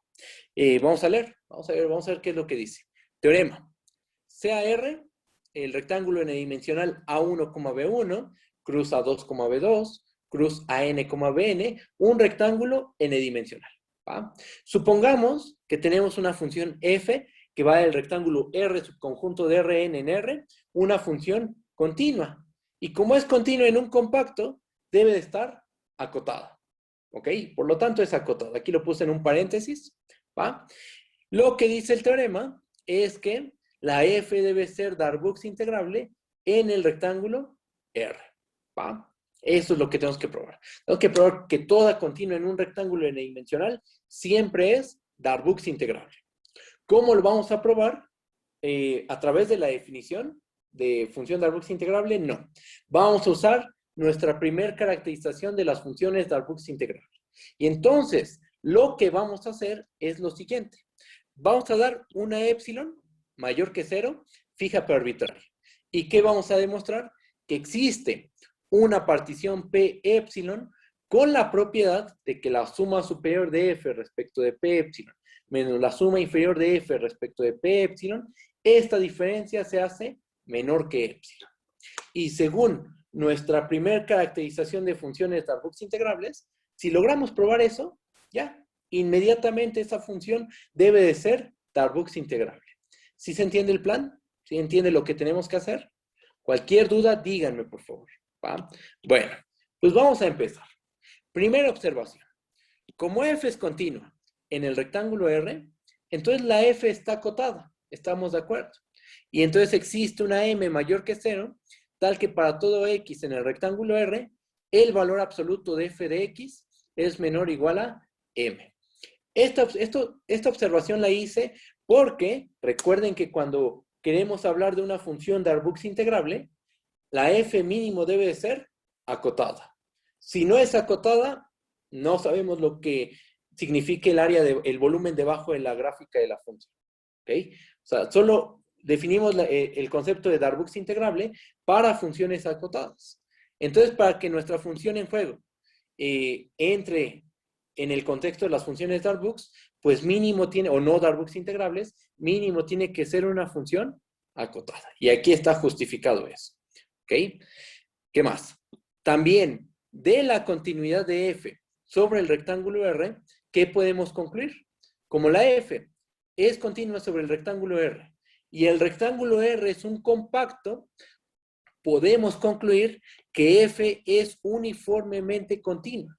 ¿Eso qué implica? Que para esta épsilon que dimos al principio, debe existir una delta mayor que 0, tal que si X, Y pertenecen al rectángulo R y cuya norma es menor a delta, entonces el valor absoluto de F de X menos F de Y, yo lo puedo hacer menor que cualquier número positivo. Se me ocurre, mañosamente se nos ocurre, tomarnos ese número positivo como épsilon entre la medida del rectángulo R. ¿Ok? ¿Por qué lo divido entre la medida del rectángulo R? Por razones algebraicas, que más adelante se van a ver. ¿Va? Pero la idea es hacer chiquita la distancia entre f de x menos f de y. ¿Qué tan chiquita? Bueno, el álgebra nos lo dice. ¿Qué tan pequeño debemos de tomarlo? Bajo tantito. Y ahora, chequen lo siguiente. Aquí tenemos una delta dada. ¿Estamos de acuerdo? Por la continuidad uniforme, nosotros sabemos que existe un número positivo delta, tal que si x y y pertenecen al rectángulo R, con norma de x menos y menor a delta, el valor absoluto de f de x menos f de y se hace menor que épsilon entre la medida del rectángulo R. Ajá. Pero la cosa es que aquí hay una delta dada. Por el lema 2, el lema que acabamos de probar, debe de existir una partición sobre el rectángulo R, cuya norma de la partición es menor que delta. Eso lo sabemos por el lema 2. Eso lo sabemos por el lema 2. Debe existir una partición cuya norma es menor que delta. ¿Va? Bueno, Vamos a pensar, vamos a suponer que R1, R2 hasta RK son los subrectángulos inducidos por la partición. ¿Va? Ahora, tenemos una continua en un compacto. Cada subrectángulo RI es un compacto. ¿Qué pasa cuando tienes una continua en un compacto? Y con valores reales. Alcanza su máximo y alcanza su mínimo. Alcanza su supremo y alcanza su ínfimo. Ajá. Entonces tenemos lo siguiente, chequen. Para cada i igual a 1 hasta acá, deben de existir xi y yi en el rectángulo, tal que f de xi alcanza el mi mayúscula, el supremo, ¿no? Y f de y es igual a mi minúscula, el ínfimo, ¿ok? Y eso lo podemos hacer en cada subrectangulito RI, porque cada subrectangulito es un compacto. Y si f es continuo en el rectángulo grande, pues es continuo en cada subrectangulito. Ajá, ahí hay continuidad, es un compacto, se alcanza el máximo, se alcanza el mínimo, y entonces hay puntos x y y que satisfacen estas igualdades. ¿Ok? Bajo tantito. Pregunta, ¿dónde está x, y, y? Pues por la manera en que se tomaron, x, y, y se encuentran en el rectángulo RI. Ajá. La norma de la partición, ¿cómo es? La norma de la partición la tomamos menor que delta. Ajá. Ajá, la norma de la partición la tomamos menor que delta. Entonces, ¿eso qué implica? Eso implica que la norma de xy menos y es menor a delta. Igual aquí faltaría justificar un poquito, déjenme lo pongo. La norma de xy menos y por el inciso b del lema 1 es menor o igual al diámetro del rectángulo RI. Por el lema 1, inciso b, la norma de 2 puntos es menor o igual al diámetro. Y ese diámetro es menor o igual a la norma de la partición. La norma de la partición es menor que delta, porque así la tomamos, la partición. Tomamos una partición cuya norma sea menor que delta. Nos fijamos en el principio y en el final de esta cadena de desigualdades, y como aquí hay una desigualdad estricta, se sigue que la norma xy menos y es menor que delta. ¿Y eso qué?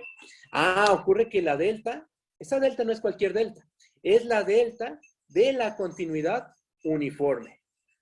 Por aquí está, miren. Existe delta mayor que 0, tal que ¿qué virtud tiene? Si tomas 2 puntos cuya norma es menor que delta, sus imágenes distan menos que épsilon entre la medida del rectángulo R. Bajo tantito, bajamos. Y entonces, ¿qué tenemos? Chequen. Vamos a calcular la diferencia entre la suma superior y la suma inferior. La suma superior de F respecto a la partición P menos la suma inferior de F respecto a la partición P, por definición, ¿eso a qué es igual? Es igual a la suma, desde I igual a 1 hasta acá, de MI mayúscula F, por la medida del rectángulo RI, menos la suma desde I igual a 1 hasta acá, de MI minúscula F, por la medida del rectángulo RI. Esa es la definición de una suma superior y una suma inferior. Factorizamos la medida de los rectángulos RI, ¿y qué nos queda? Nos queda la suma desde I igual a 1 hasta acá, de MI mayúscula F menos MI minúscula F por la medida de los rectángulos RI. ¿Qué más? ¿Quién es M y F? M y F sabemos que es F de XY. ¿Y quién es MI minúscula F? Es F de YI. ¿Eso por qué lo sabemos? Pues así tomamos los puntos, ¿no? Así tomamos XY y YI en el rectángulo R. De tal forma que en el punto XY, F alcance su supremo. Y y se tomó de tal forma que en ese punto F, en ese punto, la función f alcance su mínimo. Entonces nos queda que esta diferencia de la suma superior con la suma inferior se ve como la suma desde i igual a 1 hasta acá de f de xy menos f de y por la medida del rectángulo RI. Pero aquí hay un detallito. La norma de xy menos y, ¿cómo es? Es menor que delta. Y esa delta es la delta de la continuidad uniforme. Entonces, esta diferencia es menor a épsilon entre la medida del rectángulo R. Factorizamos la épsilon y ¿qué nos queda?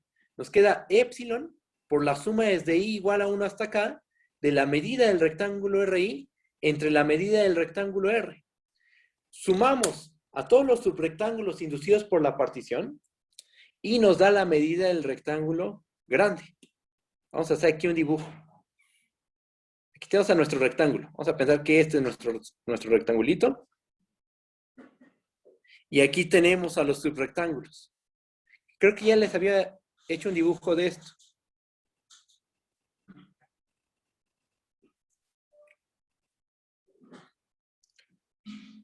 Los rectangulitos que están de color azul son los subrectángulos inducidos por la partición. ¿Ah? Sumamos todas las áreas y el grandote es el rectángulo R. Sumamos todas las áreas y nos da la medida del rectángulo grande. Ajá. Esto es algo que se puede probar, lo estamos dando por hecho.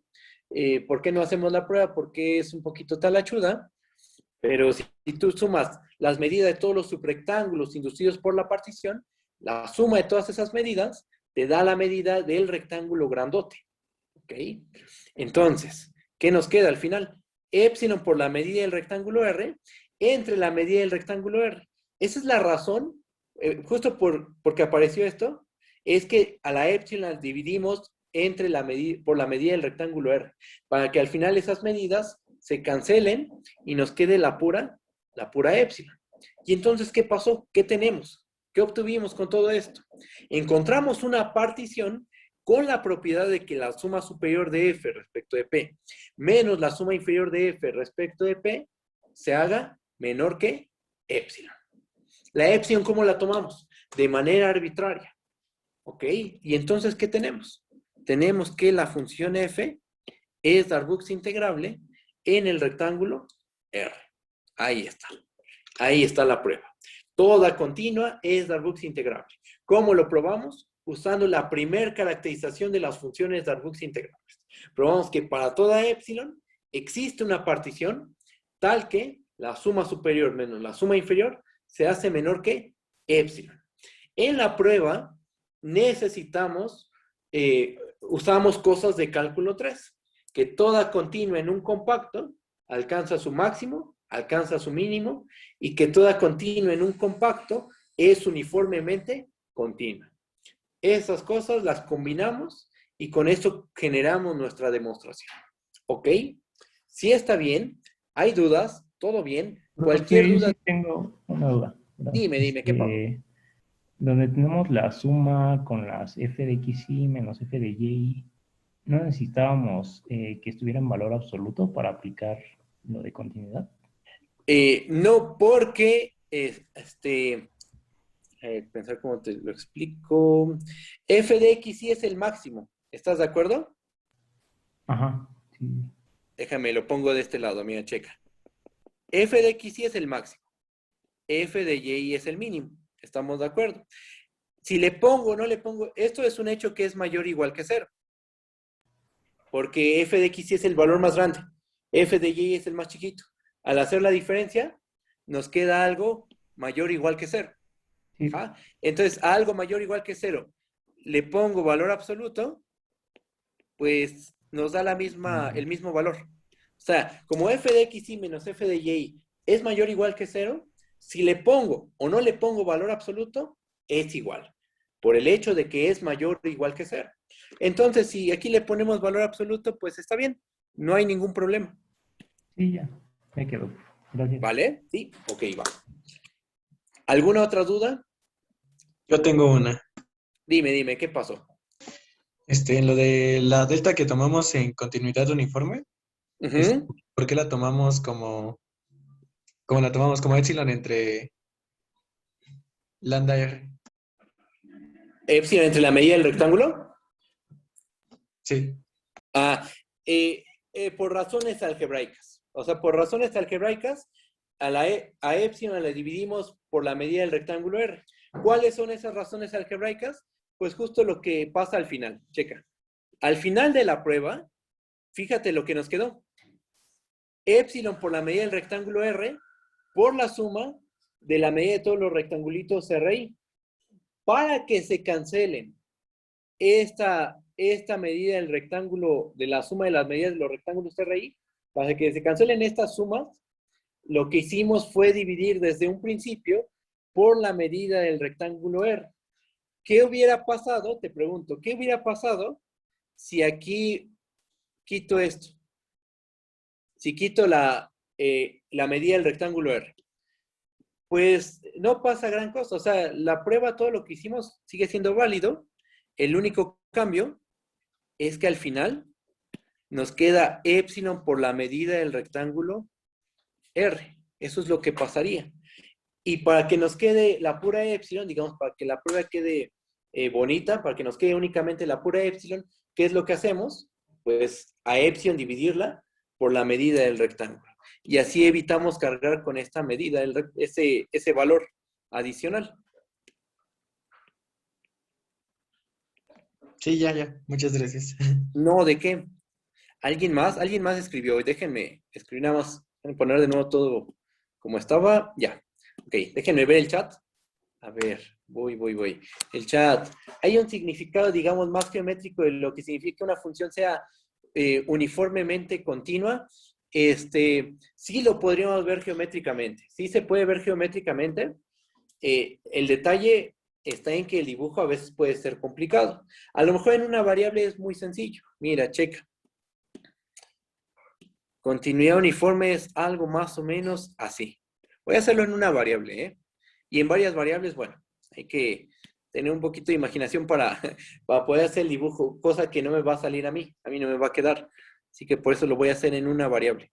¿Va? La continuidad uniforme, lo que nos está diciendo es que no importa en el punto en el que estés parado, mientras tus puntos disten entre sí menos que cierto valor, las imágenes van a distar entre sí menos que epsilon. ¿Cómo se ve esto gráficamente? Pues se ve de la siguiente manera. Aquí tenemos a epsilon. Supónganse que ese segmentito es epsilon. Entonces, la continuidad uniforme, lo que nos dice es que existe un delta, que vamos a visualizarlo como este segmento, que creo que ese va a funcionar, tal que tú tómate 2 puntos. Tú seleccionas 2 puntos. X, Y. Pero que esos 2 puntos vamos a pedirle la condición de que disten entre sí menos que delta. O sea, estos 2 puntos, X, Y, deben de distar entre sí menos que delta. No importa dónde los tomes. Si los tomas ahí, si los tomas acá, W y Z, ¿no? Por ejemplo. O si los tomas aquí, A y B. Mientras disten entre sí menos que delta, las imágenes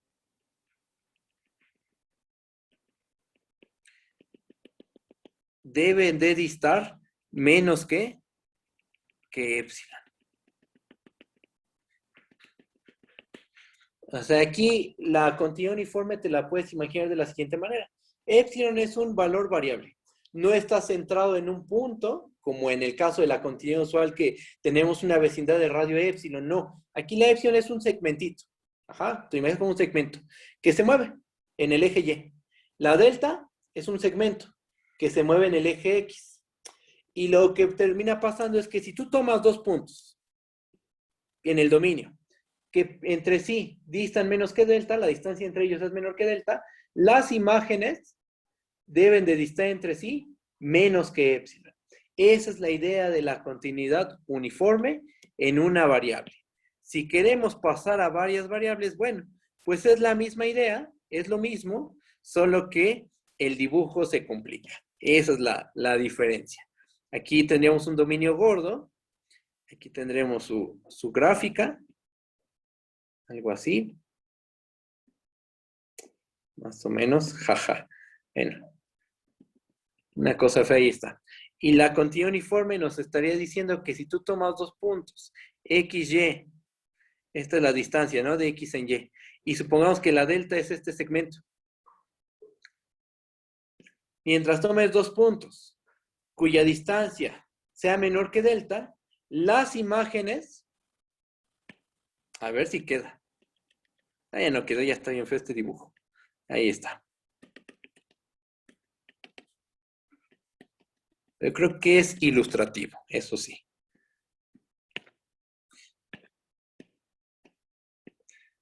distan menos que epsilon. No importa dónde tomes el par de puntos XY.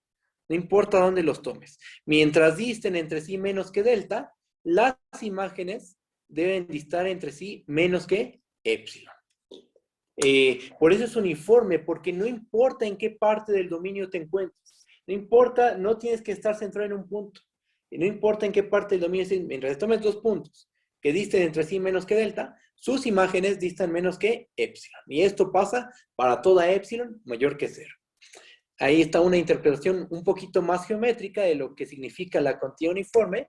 Y, por supuesto, se podrían ver las consecuencias de que una función sea uniformemente continua. Por ejemplo, se puede probar que si una función es uniformemente continua en un dominio D, tiene una extensión continua en su cerradura del dominio D. O sea, todo uniformemente continuo en D se puede extender a una función definida en toda la cerradura del conjunto D. Esta propiedad solo la tienen las uniformemente continuas. Las continuas no. Piensa en la 1 entre X. La 1 entre X está definida en los reales menos el 0. ¿Se puede extender de manera continua en 0? No, ¿verdad? No se puede. ¿Por qué? Porque ¿qué pasa en 0? Empieza a crecer a infinito o a decrecer a menos infinito. ¿Y por qué pasó eso? Porque no es uniformemente continua. Pero las uniformemente continuas sí se pueden extender en su cerradura. Y hay varias propiedades que cumplen las uniformemente continuas. Por ejemplo, las uniformemente continuas mandan sucesiones de Cauchy en sucesiones de Cauchy, etcétera. Podríamos deducir ahorita un montón de propiedades de las uniformemente continuas. Pero la idea geométrica, o lo que nos está diciendo la definición es esto. Lo que dicen estos dos dibujos feos. Ajá. Y es lo más geométrico que pude, la verdad. Lo más geométrico que se me ocurre hacerlo. ¿Va? No, ¿de qué? No, ¿de qué? ¿Alguna otra duda? ¿No? Un comentario adicional y ya acabamos la clase. Probamos que toda continua es Darboux integrable. Aquí tenemos la observación. Toda continua es Darboux integrable. Pero el regreso no es válido, porque ya vimos una función que no es continua y sí es Darboux integrable. Esta, ¿no? Esta es la que vimos la clase pasada. La que vale 1 en el 0, un medio, y 1 medio en el abierto por la izquierda, 1 medio, 1, cerrado por la derecha. Esta es Darboux integrable y no es continua en todo el cuadrado unitario. Entonces, las continuas no son todas las Darboux integrables. Hay más Darboux integrables que continuas. ¿Va? Y bueno, ahí se acaba. Ya probamos lo que queríamos, hasta donde queríamos llegar. Y bueno, la mañana empezamos con la parte operativa de las funciones integrables. No vamos a ver las mismas pruebas de cálculo 2.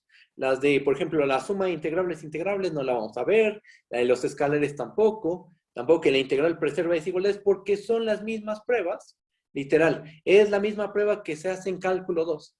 Siento que no vale la pena. Mejor se los dejo en la guía y ustedes las resuelven. Mejor vemos propiedades que sean interesantes. Ya sea porque son importantes por el resultado o porque la prueba requiere otro tipo de razonamientos que no se hicieron en cálculo 2. ¿Va? Bueno, pues hasta aquí dejamos la clase de hoy. Nos estamos viendo. Nos vemos mañana. Que tengan bonita tarde. ¿Vale? Cuídense mucho. Hasta luego, profesor, gracias. Hasta luego. Gracias, profe.